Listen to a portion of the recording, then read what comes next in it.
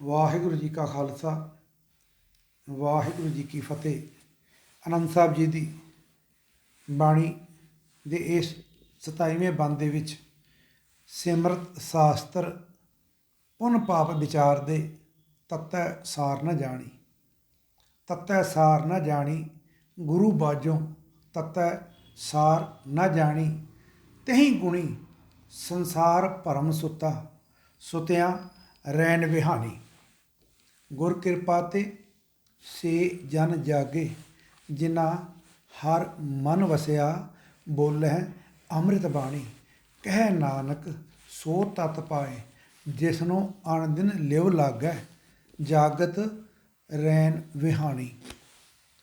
ਗੁਰੂ ਸਾਹਿਬ ਸਾਨੂੰ ਦ੍ਰਿੜ ਕਰਾ ਰਹੇ ਹਨ ਕਿ ਇਹਨਾਂ ਪ੍ਰਚਲਿਤ ਧਾਰਮਿਕ ਗ੍ਰੰਥਾਂ ਸਿਮਰਤ ਸ਼ਾਸਤਰ ਆਦਿ ਦੇ ਪਾਠ ਤੋਂ ਬਾਅਦ ਦੇ ਅਧਿਐਨ ਤੋਂ ਬਾਅਦ ਅਕਸਰ ਲੋਕ ਪਾਪ ਪੁੰਨ ਦਾ ਹੀ ਵਿਚਾਰ ਕਰਦੇ ਨਜ਼ਰ ਆਉਂਦੇ ਹਨ ਅਤੇ ਇਹਨਾਂ ਵਿੱਚ ਜੋ ਤੱਤ ਗਿਆਨ ਦੀ ਗੱਲ ਹੈ ਉਹ ਉਹਨਾਂ ਵੱਲ ਕਿਸੇ ਦਾ ਧਿਆਨ ਨਹੀਂ ਹੈ, ਉਹਨਾਂ ਵੱਲ ਕੋਈ ਧਿਆਨ ਨਹੀਂ ਦਿੱਤਾ ਜਾਂਦਾ। ਇਹ ਗੱਲ ਗੁਰੂ ਸਾਹਿਬ ਤੋਂ ਦ੍ਰਿੜ ਕਰਾ ਰਹੇ ਹਨ ਕਿ ਚੰਗੀ ਤਰ੍ਹਾਂ ਸਮਝ ਲਵੋ ਕਿ ਤੱਤ ਵੱਲ ਹੀ ਧਿਆਨ ਦੇਣਾ ਹੈ। ਤਤੈ ਸਾਰ ਨਾ ਜਾਣੀ ਗੁਰੂ ਬਾਝੋਂ ਤਤੈ ਸਾਰ ਨਾ ਜਾਣੀ। ਤੱਤ ਦੀ ਗੱਲ ਗੁਰੂ ਕੋਲੋਂ ਹੀ ਸਮਝ ਆਣੀ ਹੈ।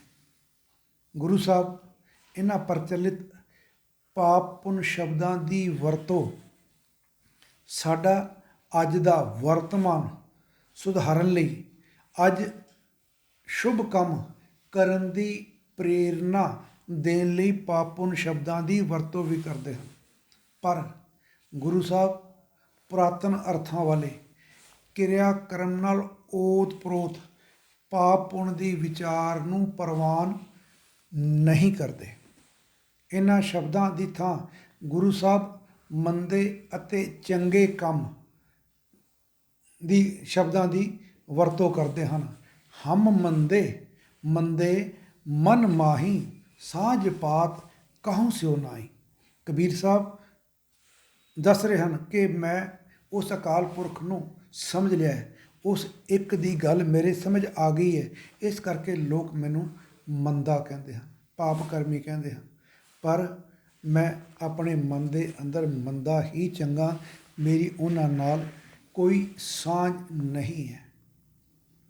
ਮਨ ਮਾਨੈ ਲੋਕ ਨਾ ਭਤੀਜੈ ਤੋ ਕਿਆ ਕੀਜੈ। ਇਹ ਕਬੀਰ ਸਾਹਿਬ ਦਾ ਸੁਭਾਅ ਹੈ ਕਿ ਮੈਂ ਸਿੱਧੇ ਰਸਤੇ ਚੱਲਿਆ ਜਾ ਰਿਹਾ, ਜੇ ਲੋਕ ਇਸ ਗੱਲ ਨਾਲ ਸਹਿਮਤ ਨਹੀਂ ਤਾਂ ਨਾ ਸਰੀ। ਗੁਰਬਾਣੀ ਸਾਨੂੰ ਦ੍ਰਿੜ ਕਰਾ ਰਹੀ ਹੈ, ਮਨ ਮੰਦੇ ਪ੍ਰਭ ਅਵਗਾਹੀਆ। ਮੰਦੇ ਮਿਸ ਅੰਦਰ, ਮਨ ਦੇ ਅੰਦਰ, ਮਨ ਮੰਦੇ ਪ੍ਰਭ ਅਵਗਾਹੀਆ। ਇਹ ਰਸ ਭੋਗਨ ਪਾਤਸ਼ਾਹੀਆਂ ਮਨ ਦਾ ਮੂਲ ਨਾ ਉਪਜਿਓ ਤਰੇ ਸਾਚੀ ਕਾਰੈ ਲਾਗ ਜੀਓ।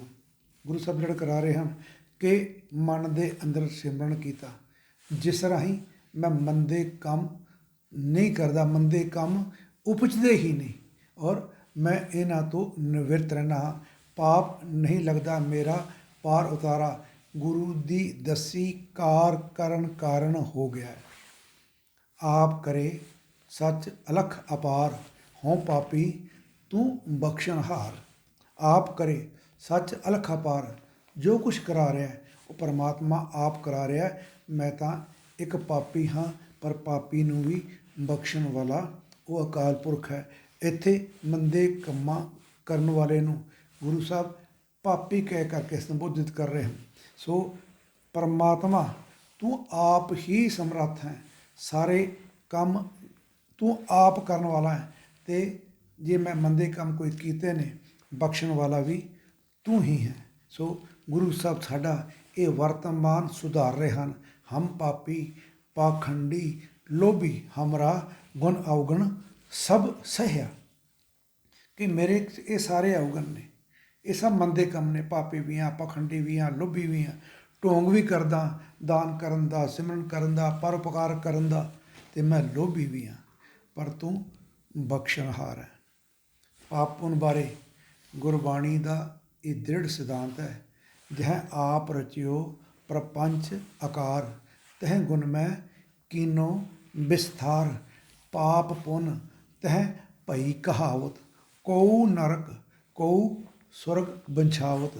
कहने लगे उस अकाल पुरख ने आप ही ये प्रपंच करके ये जो संसार है ਇਹਦੀ ਰਚਨਾ ਕੀਤੀ ਹੈ ਔਰ ਇਹਦੇ ਵਿੱਚ ਮੰਦੇ ਚੰਗੇ ਕੰਮਾਂ ਨੂੰ ਵਿਚਾਰਨ ਲਈ ਪਾਪ ਪੁੰਨ ਤੈ ਪਹੀ ਕਹਾਵਤ, ਉਸ ਦੇ ਰਚੇ ਹੋਏ ਸੰਸਾਰ ਵਿੱਚ ਇਹ ਪਾਪ ਪੁੰਨ ਦੀ ਗੱਲ ਕੀਤੀ ਜਾ ਰਹੀ ਹੈ। ਪਾਪ ਗੁਣਾ ਦੀ ਜਾਂ ਅਵਗੁਣਾ ਦੀ ਵਿਚਾਰ ਕਰਨ ਲਈ ਮੰਦੇ ਚੰਗੇ ਕੰਮਾਂ ਲਈ ਪਾਪ ਪੁੰਨ ਦੀ ਵਿਚਾਰ ਉਦੋਂ ਤੋਂ ਹੀ ਚੱਲਦੀ ਆ ਰਹੀ ਹੈ ਜਦੋਂ ਇਹ ਪਰਮਾਤਮਾ ਤੂੰ ਇਸ ਸ੍ਰਿਸ਼ਟੀ ਦੀ ਰਚਨਾ ਕੀਤੀ ਹੈ।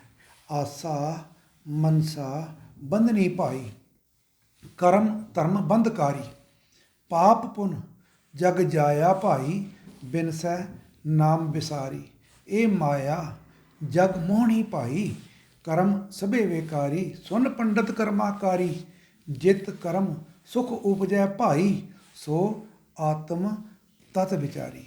ਇਹ ਪਾਪ ਪੁੰਨ ਬਾਰੇ ਗੁਰਬਾਣੀ ਦਾ ਸਿਧਾਂਤ ਜੋ ਗੁਰੂ ਸਾਹਿਬ ਸਾਨੂੰ ਦੱਸ ਰਹੇ ਹਨ ਕਿ ਪਾਪ ਪੁੰਨ ਤੈ ਭਈ ਕਹਾਵਤ, ਇੱਥੇ ਪਾਪ ਪੁੰਨ ਜਗ ਜਾਇਆ ਭਾਈ, ਬਿਨ ਸਹਿ ਨਾਮ ਵਿਸਾਰੀ। हे ਪ੍ਰਾਣੀ, ਤੂੰ ਇੱਛਾਵਾਂ ਕਲਪਨਾ ਵਿਕਲਪਨਾ ਦੇ ਪ੍ਰਭਾਵ ਵਿੱਚ ਬੀਤੇ ਅਤੇ ਧਰਮ ਕਰਮ ਤਾਂ ਤੈਨੂੰ ਬੰਧਨ ਪਾਉਣ ਵਾਲੇ ਹੀ ਹਨ। ਕਿਉਂ? ਤੂੰ ਪੁਰਾਣੇ ਜੋ ਟਾਈਮ ਲੰਘ ਚੁੱਕਾ ਹੈ, ਆਸਾ ਮਨਸਾ ਬੰਧਨੀ ਭਾਈ, ਇਹਨਾਂ ਸੰਕਲਪਾਂ ਵਿਕਲਪਾਂ ਦੇ ਵਿੱਚ ਅਤੇ ਬੀਤੇ ਹੋਏ ਸਮੇਂ ਜਾਂ ਆਉਣ ਵਾਲੇ ਸਮੇਂ ਨੂੰ ਲੈ ਕਰਕੇ ਕਰਮ ਕਰਨ ਦੀ ਗੱਲ ਕਰ ਰਿਹਾ। ਇਹਦੇ ਨਾਲ ਤਾਂ ਤੂੰ ਉਲਟਾ ਬੰਧਨਾਂ ਵਿੱਚ ਫਸ ਗਿਆ। ਕਰਮ ਧਰਮ ਪਾਖੰਡ ਜੋ ਦਿਸੈ, ਤਿੰਨ ਜਮ ਜਗਾਤੀ ਲੁਟੈ, ਨਿਰਬਾਨ ਕੀਰਤਨ ਗਾਵੋ ਕਰਤੇ ਕਾ, ਨਿਮਕ ਸਿਮਰਤ ਜਿਤ ਛੂਟੈ। ਕਹਿਣ ਲੱਗੇ ਇਹ ਤਾਂ ਬੰਧਨ ਤੈਨੂੰ ਪੈਦਾ ਕਰ ਰਹੇ ਹਨ ਜੇ ਤੂੰ ਪਾਪ ਅਤੇ ਪੁੰਨ ਨੂੰ ਮੁੱਖ ਰੱਖ ਕਰਕੇ ਜੋ ਇਹ ਧਾਰਮਿਕ ਕਿਰਿਆਵਾਂ ਕਰਦਾ ਜਾ ਰਿਹਾ ਹੈ, ਇਹਦੇ ਨਾਲ ਤੇਰਾ ਛੁਟਕਾਰਾ ਨਹੀਂ ਹੈ। ਗੁਰੂ ਸਾਹਿਬ ਜਿਹੜਾ ਕਰਾ ਰਹੇ ਹਨ ਕਿ ਪਾਪ ਪੁੰਨ ਦਾ ਵਿਸਥਾਰ ਜਿਹੜਾ ਹੈ ਇਹ ਦੁਨੀਆ ਮਨ ਮਰਜ਼ੀ ਨਾਲ ਕਰੀ ਜਾਂਦੇ ਹਨ। ਫਿਰ ਇਸ ਰਾਹੀਂ ਇਹ ਗੱਲ ਸਮਝਣ ਵਾਲੀ ਗੱਲ ਹੈ ਕਿ ਪ੍ਰਾਣੀ ਦਾ ਵਿਨਾਸ਼ ਇਖਲਾਕ ਕਰਕੇ ਅਧਿਆਤਮ ਕਰਕੇ ਵਿਅਕਤੀਗਤ ਪੱਧਰ 'ਤੇ ਜਾਂ ਸਮਾਜਿਕ ਪੱਧਰ 'ਤੇ ਉਦੋਂ ਹੁੰਦਾ ਹੈ ਜਦੋਂ ਨਾਮ ਵਿਸਰ ਜਾਂਦਾ ਹੈ। ਬਿਨ ਸਹਿ ਨਾਮ ਵਿਸਾਰੀ, ਇਹ ਤੇਰਾ ਵਿਨਾਸ਼ ਉਦੋਂ ਹੋਣਾ ਹੈ ਜਦੋਂ ਤੇਰੇ ਕੋਲੋਂ ਨਾਮ ਵਿਸਰ ਜਾਂਦਾ ਹੈ। ਭਾਵ ਪ੍ਰਭੂ ਦੀ ਹੋਂਦ ਨੂੰ ਭੁੱਲ ਕੇ ਹਉਮੈ ਵਿੱਚ ਵਿਚਰਦਾ ਹੈ। ਉਸ ਵੇਲੇ ਜੇ ਆਪ ਇਹ ਗੱਲ ਨਹੀਂ ਸਮਝ ਸਕਦਾ, ਤੱਤ ਦੀ ਗੱਲ ਤੈਨੂੰ ਸਮਝ ਨਹੀਂ ਆਉਂਦੀ, ਅਤੇ ਪਾਪ ਪੁੰਨ ਕਰਮ ਇਹ ਦੋਨੋਂ ਹੀ ਹਉਮੈ ਆਸ਼ਾ ਮਨਸ਼ਾ ਦੀ ਉਪਜ ਹਨ। ਇਹਨਾਂ ਦੇ ਪ੍ਰਭਾਵ ਹੇਠ ਕੀਤੇ ਹੋਏ ਕੰਮ, ਬੇਸ਼ੱਕ ਤੂੰ ਪਾਪ ਕਰਮ ਕੀਤੇ, ਬੇਸ਼ੱਕ ਤੂੰ ਪੁੰਨ ਕਰਮ ਕੀਤੇ, ਇੱਕੋ ਜਿਹੇ ਹੀ ਹਨ। ਕਾਇਆ ਅੰਦਰ ਪਾਪ ਪੁੰਨ ਦੋਏ ਭਾਈ, ਕਾਇਆ ਅੰਦਰ ਪਾਪ ਪੁੰਨ ਦੋਏ ਭਾਈ, ਦੋਹੀ ਮਿਲ ਕੇ ਸ੍ਰਿਸ਼ਟ ਉਪਾਈ, ਦੋਵੇਂ ਮਾਰ ਜਾਏ, ਦੋਵੇਂ ਮਾਰ ਜਾਏ ਇਕਤ ਘਰ ਆਵੈ, ਗੁਰਮਤਿ ਸਹਿਜ ਸਮਾਵਣਿਆ। ਇਹ ਗੱਲ ਸਮਝ ਲਵੋ ਕਿ ਪ੍ਰਭੂ ਨੇ ਸ੍ਰਿਸ਼ਟੀ ਦੀ ਰਚਨਾ ਵਿੱਚ ਇਹਨਾਂ ਦੋਨਾਂ ਦੀ ਹੀ ਵਰਤੋਂ ਕੀਤੀ ਹੈ। ਜਿਹੜੇ ਪ੍ਰਾਣੀ ਇਹਨਾਂ ਦੋਹਾਂ ਨੂੰ ਕੰਟਰੋਲ ਵਿੱਚ ਰੱਖਦੇ ਹਨ ਉਹ ਪ੍ਰਭੂ ਦੇ ਦਰ 'ਤੇ ਪਹੁੰਚ ਸਕਦੇ ਹਨ, ਪਰ ਇਹ ਸਹਿਜ ਗੁਰੂ ਦੀ ਸਿੱਖਿਆ ਨਾਲ ਹੀ ਮਿਲਦਾ ਹੈ। ਇਹ ਸਹਿਜ ਦੀ ਅਵਸਥਾ ਗੁਰੂ ਤੋਂ ਹੀ ਮਿਲਦੀ ਹੈ। ਏਕੈ ਆਪ ਕਰਾਵਨ ਹਾਰਾ, ਆਪੈ ਪਾਪ ਪੁੰਨ ਵਿਸਤਾਰਾ। ਉਹਦਾ ਆਪ ਹੀ ਪਾਪ ਪੁੰਨ ਦੇ ਰੂਪ ਹੀ ਵਿਸਤਾਰਾ ਕੀਤਾ ਹੋਇਆ, ਸਾਰਾ ਕੁਛ ਉਹ ਆਪ ਹੀ ਕਰ ਰਿਹਾ। ਏਕੈ ਆਪ ਕਰਾਵਨ ਹਾਰਾ, ਆਪੈ ਪਾਪ ਪੁੰਨ ਵਿਸਤਾਰਾ। ਇਆਂ ਜਗ ਜਿਤ ਜਿਤ ਆਪੈ ਲਾਇਓ, ਇਸ ਜਗ ਨੂੰ ਜਿੱਥੇ ਜਿੱਥੇ ਤੂੰ ਆਪ ਲਾਇਆ। ਇਆਂ ਜਗ ਜਿਤ ਜਿਤ ਆਪੈ ਲਾਇਓ, ਸੋ ਸੋ ਪਾਇਓ ਜੋ ਆਪ ਦਿਵਾਇਓ। ਉਹਾਂ ਕਾ ਅੰਤ ਨਾ ਜਾਣੈ ਕੋ, ਜੋ ਜੋ ਕਰੈ ਸੋ ਫੁਨ ਹੋਊ। ਏਕੈ ਤੇ ਸਗਲਾ ਵਿਸਤਾਰਾ, ਨਾਨਕ ਆਪ ਸਵਾਰਨਹਾਰਾ। ਉਹ ਆਪ ਹੀ ਤੇਰੀ ਪੈਜ ਰੱਖਣ ਵਾਲਾ ਹੈ, ਤੇਰਾ ਹਰ ਅੱਗਾ ਪਿਛਾ ਸਵਾਰਨ ਵਾਲਾ ਹੈ। ਐਸੇ ਪਾਪ ਪੁੰਨ ਪ੍ਰਭੂ ਭਗਤਾਂ 'ਤੇ ਕੋਈ ਪ੍ਰਭਾਵ ਨਹੀਂ ਪਾ ਸਕਦੇ, ਕਿਉਂਕਿ ਉਹ ਜਾਣਦੇ ਹੈ ਕਿ ਹਉਮੈ ਦੇ ਵਿੱਚ ਕੀਤੇ ਹੋਏ ਪੁੰਨ ਕਰਮ ਵੀ ਉਹੀ ਪ੍ਰਭਾਵ ਰੱਖਦੇ ਹਨ ਜੋ ਪਾਪ ਕਰਮ ਰੱਖਦੇ ਹਨ। ਇਸੇ ਕਰਕੇ ਕਬੀਰ ਜੀ ਨੇ ਕਿਹਾ ਨਾ ਕਿ ਕਵਨ ਨਰਕ ਕਿਆ ਸੁਰਗ ਵਿਚਾਰਾ, ਸੰਤਨ ਦੋਊ ਰਾਦੇ। कवन नरक क्या सुर्ग विचारा, संतन दो राधे, हम कहों कि कान न कढ़ते अपने गुर प्रसादे। कै सानू इन्हां दोनों की विचार नाल कोई मतलब नहीं है, साडे ते गुरु की किरपा है। भगत जी खुद लड़का रहे हैं कि तट तीर्थ नहीं मन पति आए। तट तीर्थ भाव धार्मिक स्थानां के किनारे ते जा करके रहना, तीर्थां ते जा करके रहना। कि तट तीर्थ नहीं मन पति आए, चार आचार रहे उरझाए, पाप पुन दोए एक समान। पाप पुन दोए एक समान, निज कर पारस तजो गुण आन। कबीर साहब ने दृढ़ करा रहे हैं कि इन्हां पाणियां दे किनारे ते मन की मैल दूर नहीं होंदी। इन्हां स्थानां ते मेरा विश्वास नहीं बचता, नहीं मन पति आए, मेरा विश्वास नहीं बचता। इस राही चार आचार भाव चंगे अते माड़े कर्मां दी विचार विच उलझा होया अपना सवारन तो ही बंदा रह जाता और इसे ही विचार दे विच फसिया रहंदा। बिल्कुल वही गल सिमरत शास्त्र पुन पाप विचार दे कहने लगे। इन्हां स्थानां ते जा करके आखिर गल होई रहिंदी है कि जदों तक आसा ते मनसा दे प्रभाव दे विच असीं ये पाप ते पुण्य करते हैं, इन्हां विच कोई अंतर नहीं है। पर ये कह रहे कि गुरु ही एक ऐसा पारस है जो प्राणी दे जीवन नूं गुणा वाला बना सकता है, जो प्राणियां दे हिरदे घर अंदर उस अकाल पुरख की जोत नूं जगा सकता है, उसकी पहचान करा सकता है और उहदे नाल एकमिक करा सकता है। यही सिੱਖੀ का सिद्धांत है कि सुधरिया होया वर्तमान ही अग्गा सवार सकता है। नहीं तो मनुख की मौत के मगरों उसके अगे नूं सवारन वाला और कोई काम गुरबाणी प्रवान नहीं करती।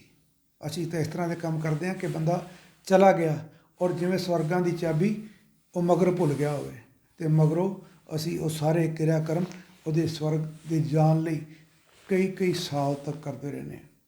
नानक अग्गै सो मिलै जे खट्टे घाले दे। ये गुरबाणी का सिद्धांत है कि अगे तो वही कुछ मिलना जो इत्थे कीता है। सो पाप पुन शब्दों की वरतों गुरु साहब ने की है, पर की वर्तमान नूं सुधारन लई है। अगे पाप या अगे पुन का लाभ की गल गुरु साहब इत्थे ना करके सानू एक गल दृढ़ करा रहे हैं कि जे ये धार्मिक पोथियां तुसीं पढ़नियां हैं तो तत्त दी ज्ञान नूं समझो। आनंद साहब दे इस बंद दे विच भी सानू गुरु साहब समझा रहे हैं कि लोग तत्त दी गल नहीं करते, तत्त दी गल जाणदे ही नहीं अते टीचे तो खुंझे हुए हैं। जो गुरु साहब ने असल लोड़ सी कि चंगे काम करन दी प्रेरणा देण दी, वो तां इहदे विचों मनफी हो गई। सो गुरमत अनुसार पाप पुन भी माया दी ही उपज है अते माया दे तिन्ना गुणा दे पाए परम विच ये आम जन सुता पिया। परम सुता सुत्या रैन विहानी। गुरु साहब दृढ़ करा रहे हैं ना, तही गुणी संसार परम सुता सुत्या रैन विहानी। रैन भाव ये सिमरन का वेला, ये चंगे काम करन दा वेला, इस जन्म जो मनुखा जन्म मिले इनू आनंदमई बनाने का वेला तो असीं सुत्या पिया ही गवाई जाने हाँ। इस भरम की नींद विचों सानू ये समझ ही नहीं आ रही तो असीं सुते पे ही ये सारी रैन कढ़ी जा रहे हैं। इस माया के पाए भरम करके ही असीं भटके हुए हैं तो तत्त वल साडा ध्यान जाता ही नहीं। गुरु साहब सानू गुरबाणी के गुरबाणी के गुरु साहब जो खुद गुरबाणी के रूप में गुरु हैं, वो एक गल दृढ़ करा रहे हैं कि वो तत्ते सार ना जानी गुरु बाजो। गुरु कौन है? गुरबाणी। सो गुरु साहब गुरबाणी राही सानू दृढ़ करा रहे हैं कि ਗੁਰੂ ਦੀ ਸਿੱਖਿਆ ਅਨੁਸਾਰ ਆਚਰਣ ਕਰੀਏ। ਜੋ ਲੋਕ ਗੁਰੂ ਦੀ ਸਿੱਖਿਆ ਅਨੁਸਾਰ ਆਚਰਣ ਕਰਦੇ ਹਨ ਉਹ ਹੀ ਜਾਗਦੇ ਹਨ। ਜਿਨ੍ਹਾਂ ਹਰਮਨ ਵਸਿਆ ਬੋਲੇ ਅੰਮ੍ਰਿਤ ਬਾਣੀ, ਉਹ ਅੰਮ੍ਰਿਤ ਬਾਣੀ ਦਾ ਪਾਠ ਕਰਦੇ ਹਨ, ਸਮਝਦੇ ਹਨ, ਵਿਚਾਰਦੇ ਹਨ। ਉਹ ਲੋਕ ਹੀ ਅਸਲ ਗਿਆਨ ਨੂੰ ਪ੍ਰਾਪਤ ਕਰ ਸਕਦੇ ਹਨ ਅਤੇ ਹਰ ਵੇਲੇ ਮਾਇਆ ਤੋਂ ਮੁਕਤ ਸਾਵਧਾਨ ਰਹਿ ਕਰਕੇ ਪ੍ਰਭੂ ਨਾਲ ਪਿਆਰ ਰੱਖਦੇ ਹਨ। ਇਸ ਤਰ੍ਹਾਂ ਆਨੰਦ ਦੀ ਪ੍ਰਾਪਤੀ ਕਰਦੇ ਹਨ। ਆਨੰਦ ਸਾਹਿਬ ਦੀ ਬਾਣੀ ਪੜ੍ਹ ਰਹੇ ਹਾਂ। ਸੋ ਗੁਰੂ ਸਾਹਿਬ ਨੇ ਸਾਨੂੰ ਇਹ ਅੱਜ ਵਿਚਾਰ ਦਿੱਤੀ ਕਿ ਪਾਪ ਪੁੰਨ ਨੂੰ ਜੇ ਪੁਰਾਤਨ ਅਰਥਾਂ ਵਿੱਚ ਲੈ ਕਰਕੇ ਚੱਲਣਾ ਹੈ ਤਾਂ ਜੀਵਨ ਆਨੰਦਮਈ ਨਹੀਂ ਹੋਏਗਾ, ਸਗੋਂ ਬੰਧਨਕਾਰੀ ਹੁੰਦਾ ਜਾਏਗਾ। ਪਰ ਜੇ ਤੱਤ ਦੇ ਗਿਆਨ ਸਮਝ ਲਓ, ਹੁਣੇ ਹੀ ਇਹ ਆਪਾ ਸਵਾਰਨਾ ਹੈ, ਇਹ ਜੀਵਨ ਸਵਾਰਨਾ ਹੈ, ਅੱਗਾ ਆਪੇ ਹੀ ਸਵਰਿਆ ਹੋਇਆ ਮਿਲੇਗਾ। ਔਰ ਅੱਜ ਆਨੰਦ ਦੇ ਵਿੱਚ ਜੀਵਾਂਗੇ, ਕੱਲ੍ਹ ਆਨੰਦ ਦੇਣ ਦੀ ਗੱਲ ਗੁਰੂ ਸਾਹਿਬ ਆਪ ਕਰ ਰਹੇ ਹਨ, ਗਰੰਟੀ ਦੇ ਰਹੇ, ਨਾਨਕ ਅੱਗੇ ਸੋ ਮਿਲੇ ਜੇ ਖੱਟੈ ਕਾਲੇ ਦੇਹ। ਸੋ ਪਾਪ ਪੁੰਨ ਦੀ ਵਿਚਾਰ ਰਾਹੀਂ ਜੋ ਗੁਰੂ ਸਾਹਿਬ ਨੇ ਸਾਨੂੰ ਸੰਦੇਸ਼ ਦਿੱਤਾ ਸੀ ਕਿ ਤੱਤ ਦੀ ਗੱਲ ਵਿਚਾਰਨੀ ਹੈ, ਉਹ ਇਹ ਕਿ ਗੁਰੂ ਦੀ ਸਿੱਖਿਆ ਨੂੰ ਆਪਣੇ ਆਚਰਣ ਵਿੱਚ ਲੈ ਕਰਕੇ ਆਈਏ, ਸ਼ੁਭ ਅਤੇ ਅਸ਼ੁਭ ਕਰਮਾਂ ਨੂੰ ਸਮਝੀਏ ਅਤੇ ਹਉਮੈ ਤੋਂ ਨਿਵਰਤ ਹੋ ਕਰਕੇ ਜੀਵਨ ਜਿਉਣਾ ਕਰੀਏ। ਇਹ ਅੱਜ ਦੇ ਇਸ ਬੰਦ ਦਾ ਸਾਨੂੰ ਸੰਦੇਸ਼ ਹੈ। ਕਿ ਮਾਦਾ ਜਾਚਕ ਹਾਂ ਜੀ। ਵਾਹਿਗੁਰੂ ਜੀ ਕਾ ਖਾਲਸਾ, ਵਾਹਿਗੁਰੂ ਜੀ ਕੀ ਫਤਿਹ।